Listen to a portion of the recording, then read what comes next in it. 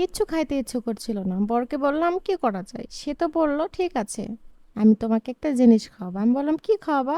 সে বলল আনারস মাখিয়ে খাওয়াবে। তো যেই বলা সেই কাজ। আমি তো আর একা একা ওকে এইসব করতে দিব না।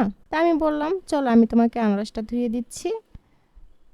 এই বলে আমি আনারসটাকে খুব ভালো করে ধুয়ে নিচ্ছিলাম। আনারসটা খুব ভালো করে ধুয়ে নিয়ে তারপরে তাকে আমি দিয়ে দিলাম। বললাম এখন তুমি এটা কেটে দাও। তো সে কিন্তু খুব সুন্দর করে আনারসটা কেটে দিচ্ছিল।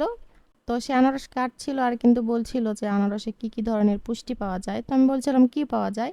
তো সে বলছিল আনারস খেলে নাকি পুষ্টির অভাব পূরণ করে, তারপরে হজম শক্তিতে উন্নত করে, ভাইরাসজনিত ঠান্ডা ও কাশি প্রতিরোধ করে, তারপরে শরীরের ওজন কমাতে সহায়তা করে, তারপরে দাঁত ও মাড়ি সুরক্ষা করে, চোখের যত্নেও কিন্তু আনারস খুবই ভূমিকা পালন করে, তারপরে ত্বকের যত্নে, তারপরে হাড়ের সমস্যাজনিত রোগ প্রতিরোধ ক্ষমতা করে, কৃমিনাশক হিসেবেও কিন্তু খুব ভালো কাজ করে আনারসের রস, তারপরে ক্যান্সার প্রতিরোধ করে।